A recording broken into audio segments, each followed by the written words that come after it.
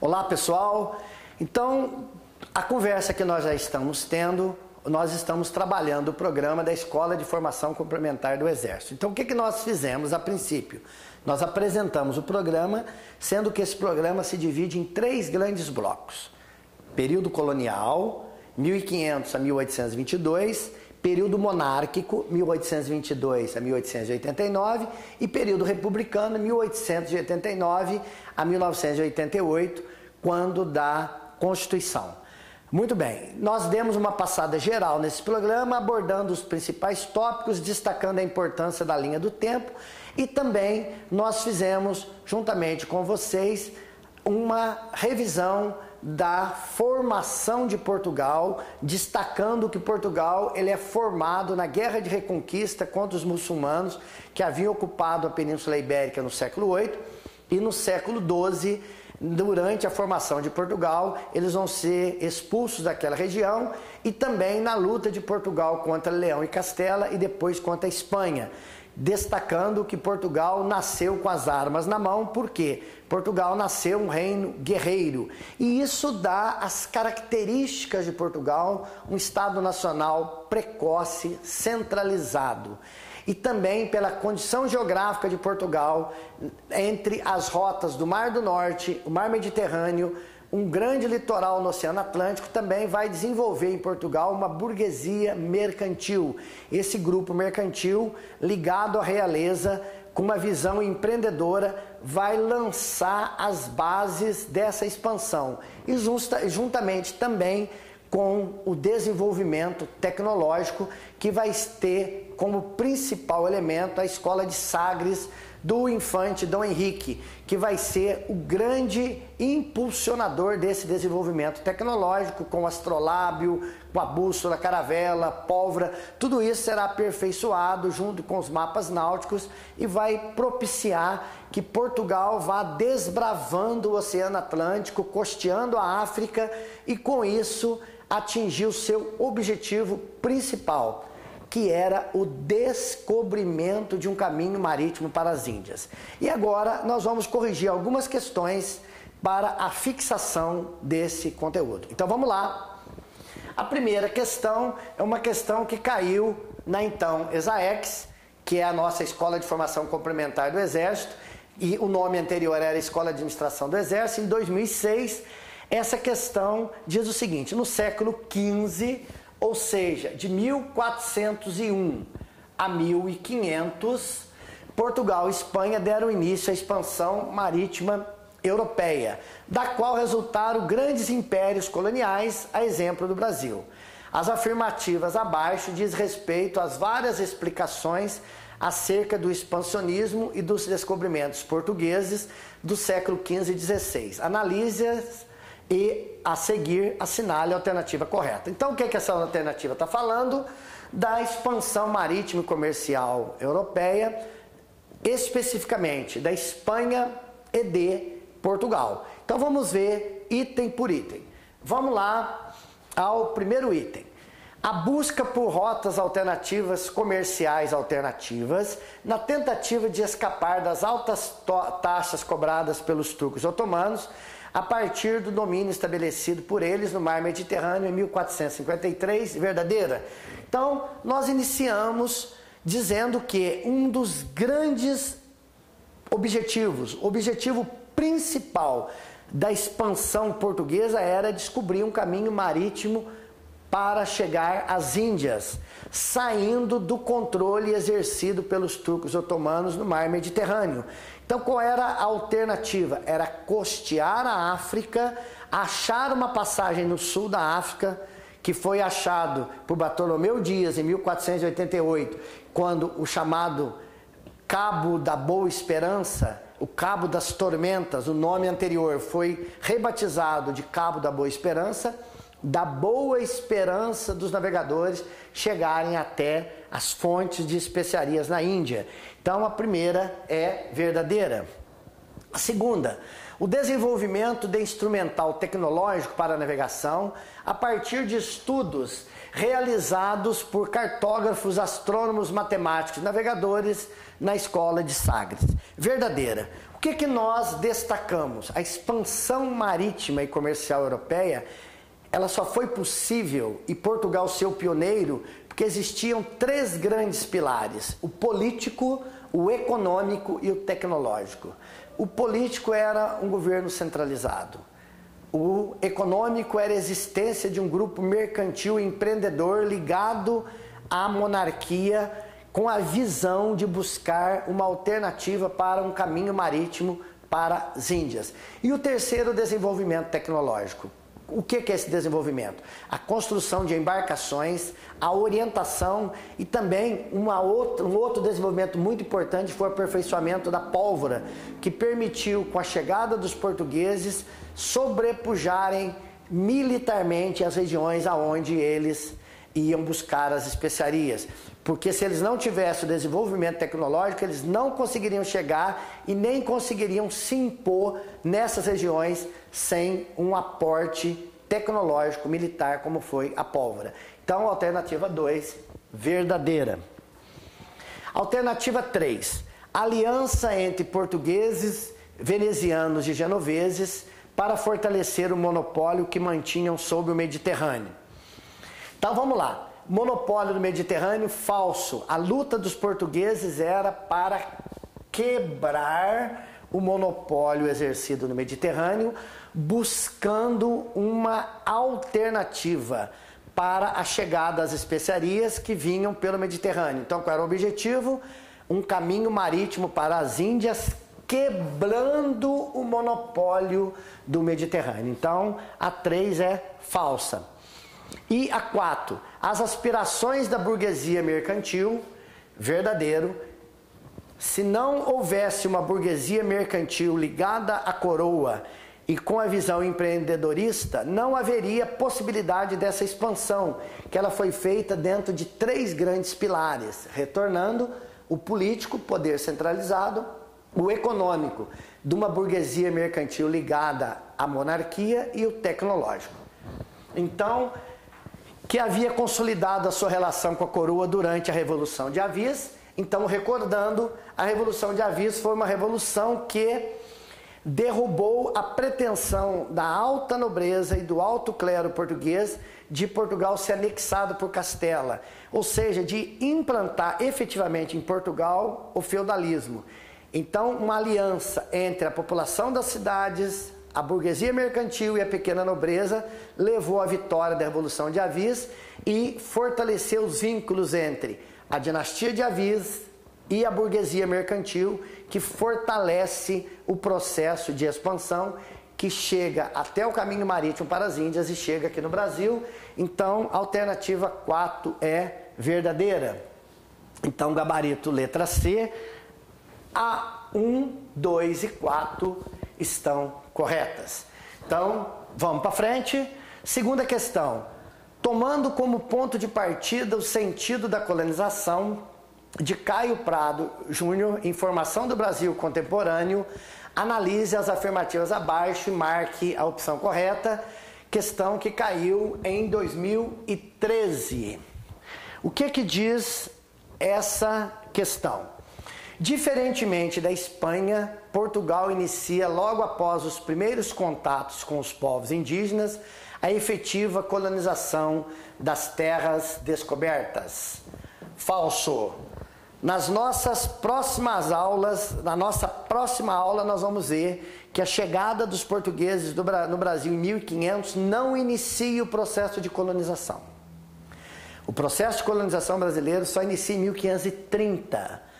Porque de 1500 a 1530, os portugueses vão se limitar ao reconhecimento do litoral, às chamadas expedições exploradoras e às expedições guarda-costa para afastar os piratas e corsários, principalmente franceses, que vinham aqui. Por quê? Porque nesses primeiros 30 anos, Portugal estava interessado e tinha como objetivo principal o quê? Lembram que em 1498 Vasco da Gama chegou à Índia, as fontes das especiarias, e esse comércio das especiarias eram altamente lucrativo. Então, de 1500 a 1530, nós ainda não teremos o chamado período colonial, que será a partir de 1530, com a expedição colonizadora de Martim Afonso de Souza. E esse vai ser o primeiro tópico que nós vamos entrar no nosso programa. Então, vamos para frente na segunda alternativa. Para Caio Prado Júnior, a ideia de povoar as novas terras derivou da necessidade de tornar produtivas as feitorias, capacitando-as a fornecer gêneros para fins mercantis. Verdadeiro. Qual era o objetivo da expansão marítima e comercial portuguesa? O objetivo da expansão marítima e comercial portuguesa era um objetivo mercantil, um objetivo de chegada às fontes das especiarias, abertura de mercado à fonte dos principais produtos comercializados na Europa. Era uma relação junto com a coroa, mas a lucratividade, a busca do lucro era importantíssimo. Então, o processo de colonização brasileiro, ele será voltado para a implantação de um produto de alta lucratividade no mercado internacional. E esse produto será a cana-de-açúcar, que será o primeiro ciclo econômico da história do Brasil, o ciclo da agromanufatura açucareira, que terá como centro o Nordeste, especificamente Pernambuco. Então, a segunda questão, o segundo item verdadeiro. Terceiro, no contexto colonial, os metais, mesmo sendo os maiores atrativos para os colonizadores, ocuparam uma posição de pouca relevância nos 2 primeiros séculos coloniais. Quando os descobridores, os desbravadores, os navegadores chegaram na América, o objetivo era encontrar ouro. Ouro era a maior riqueza. E aqui no Brasil não houve essa descoberta do ouro. A descoberta do ouro só vai acontecer em 1698, quando Antônio Rodrigues Arzão vai encontrar as primeiras minas de valor econômico, ou seja, 2 séculos depois. E é nesse período desses 2 séculos, a fonte principal de lucratividade aqui na colônia será a agromanufatura açucareira. Então, o número 3 é verdadeiro. Então, nós temos que a alternativa verdadeira é a alternativa 2 e 3, letra E. Então, vamos para a próxima questão. Dentre as características gerais do período pré-colonizador. O que é o período pré-colonizador? É o período que antecede a colonização. Período pré-colonizador é o período anterior à colonização. É o período que vai da chegada dos portugueses em 1500 até a efetiva colonização, que sendo que colonização tem 3 grandes pilares. Para colonizar, eu primeiro tenho que povoar. Em seguida, eu tenho que explorar. Povoando e explorando, eu torno aquela terra lucrativa. E terceiro, a conjugação dos 2, eu defendo. Então é povoar, explorar e defender, ou seja, com a posse efetiva da terra. E esse período, o grande interesse pela terra, pois as comunidades primitivas de nosso litoral produziam excedentes comercializados pela burguesia mercantil portuguesa. Falso. Os habitantes da terra, os indígenas, não produziam excedentes comercializáveis. Na sua cultura não havia a necessidade do excedente. Então, está verdadeiro. Então, não tinha o que levar dos indígenas para comercializar na Europa. A única coisa que fizeram nos primeiros tempos foi o corte das árvores de pau-brasil e levando os touros para comercializar na Europa. O extermínio de tribos e a escravização dos nativos, efeitos diretos da ocupação com base na grande lavoura. Isso aqui é falso porque durante o período pré-colonizador de 1500 a 1530, os brancos, os europeus, eram em número muito pequeno. Então não havia como escravizar os índios. Então, a relação com os indígenas foi uma relação amistosa, especialmente praticando com eles o escambo. O que é isso? A troca de quinquilharias, contas, espelhos, colares, facas, ferramentas, pelo trabalho deles no corte do pau-brasil. Mas não houve nesse período o choque com os indígenas. Então, o 2 é falso. C. A montagem de estabelecimentos provisórios em diferentes pontos da costa, onde eram amontoados as toras de pau-brasil para serem enviados à Europa. Verdadeiro. Então, nesse período, no período pré-colonial, é um período no qual se vai aplicar apenas a construção de feitorias, apenas a construção de feitorias no litoral, aonde eram depositados os touros de pau-brasil, que eram levados pelos navios portugueses para serem comercializados na Europa. Então, durante todo esse período, a única atividade econômica será a exploração do pau-brasil. Então, a letra C é verdadeira. A distribuição de lotes de terras a fidalgos e funcionários do Estado português, copiando-se a experiência realizada nas ilhas do Atlântico. Isso aqui é falso, porque não será no período pré-colonizador. A distribuição de terras vai haver através da divisão do Brasil em capitanias hereditárias. Então, o processo colonizador, administrativamente, vai ter início com a divisão das capitanias hereditárias, que serão entregues a particulares, privatizando, transferindo para a iniciativa privada o ônus da colonização. Então, administrativamente, será iniciado com as capitanias hereditárias. Então, não será no período pré-colonizador, é falso. A implantação da agromanufatura açucareira será durante já o período colonial, então não é no período pré-colonizador, então alternativa falsa. Então, meus amigos, nós fizemos uma abordagem geral do programa, apresentamos o programa da Escola de Formação Complementar do Exército, vimos que o programa se divide em 3 grandes blocos: período colonial, período monárquico, período republicano.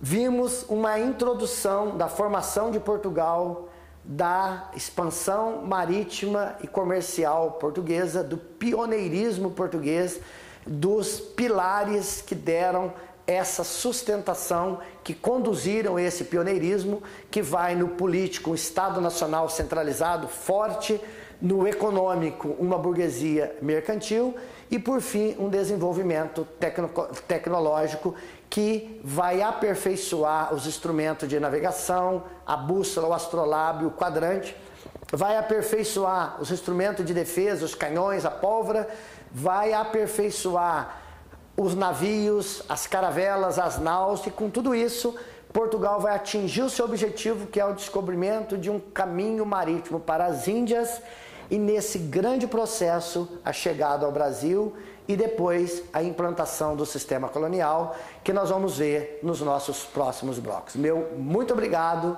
e até lá.